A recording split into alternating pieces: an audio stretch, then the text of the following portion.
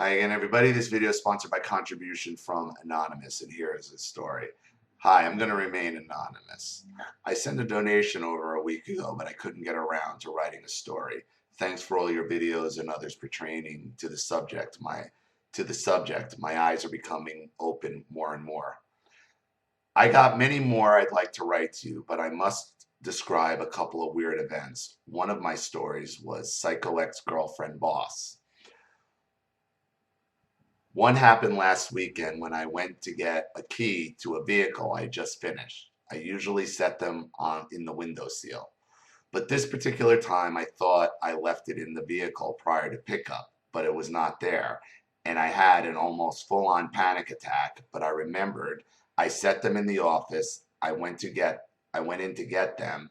They were not in the place I usually set them, but they were under the papers on my desk. He was sitting in his chair watching TV. Asked me, "What the hell are you looking for?" "These," I answered. Another time I was doing a tedious job splicing a metal power steering line. It took me a little while to do it, seeing, but I didn't want to send it leaking.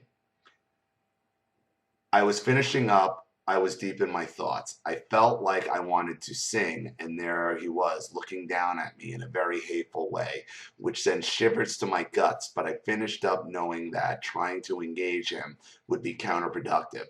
As I got up, he came back in asking me if it had a leak. I said no. And this past weekend, I know I said two, but I must really mention this one as it was really crazy. I must have been in my last hour of my day when this car came in on the hook. That means a tow truck. I never seen these people before. The lady was in the truck and her husband followed the truck. Both of them seemed pretty upset, and it felt like fear from somewhere was trying to swallow me whole. I felt a deep urgency and didn't know why the king himself was sitting in his favorite chair. I was trying to diagnose the problem. I asked one of the guys hanging around to turn the key while I hit the gas tank. But the king himself hurriedly jumped in the car, kind of like he was taking control of the situation. We nailed it, and I fixed it. I had to stay late, but I got them going and talked to the guy. He was really nice, and it was just a crazy emergency. As I finally left, found myself trying to shake off a headache, and I was really tired. It occurred to me he was trying to enable something from that, but it wasn't enough for him to get anything out of.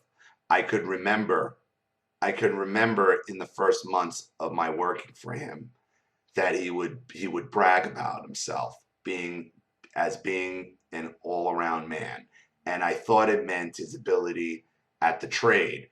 No, dude, this dude's gay. I think I told you this in your first video. This guy is a closeted, angry homosexual.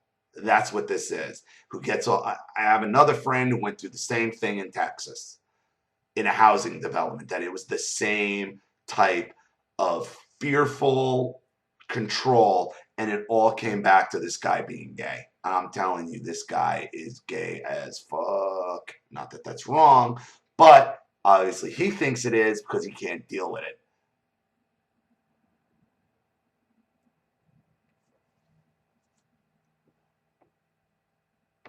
I thought this meant his ability at the trade, but from what I can interpret now, it's from his narcissistic abilities, like his covertness, his manipulation, also enabling, and God only knows what else.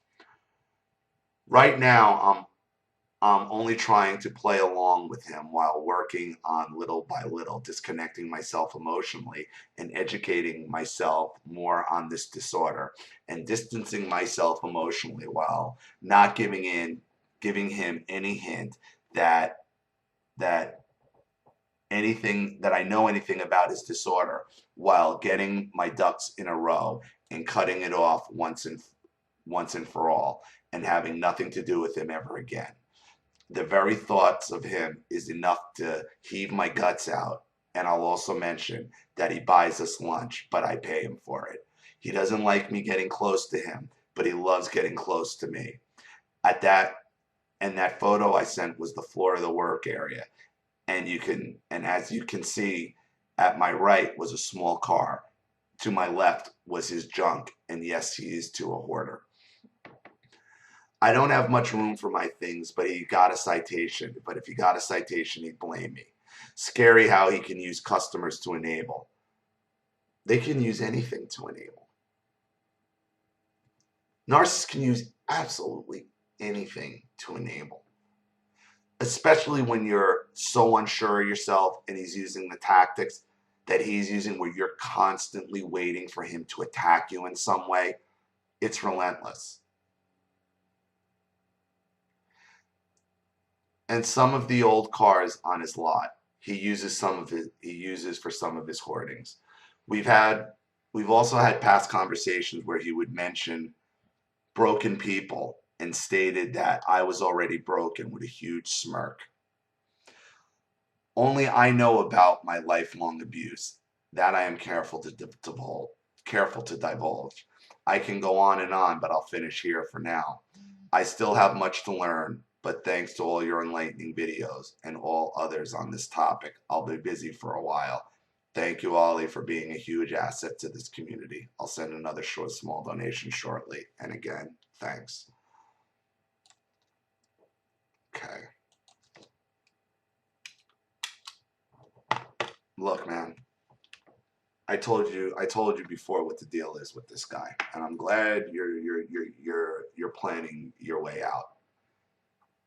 Understand something. You are in some kind of weird, at least in his eyes, you are in some kind of weird marriage with your boss.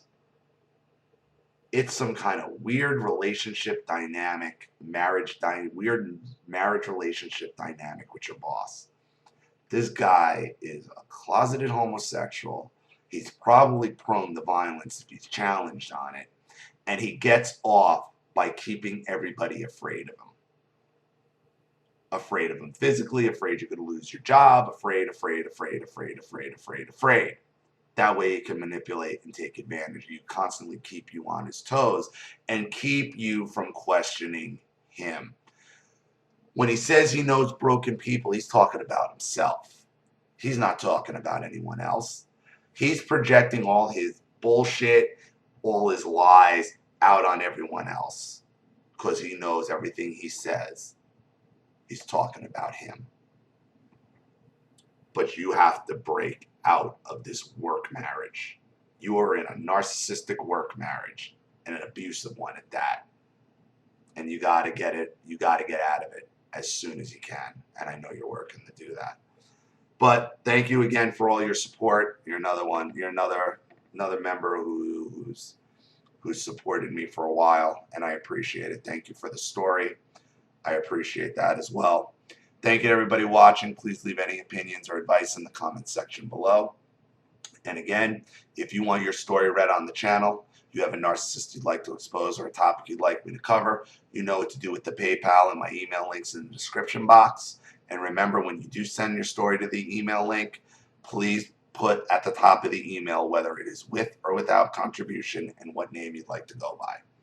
Zolly Matthews, thanks for watching. See you all again soon. Bye.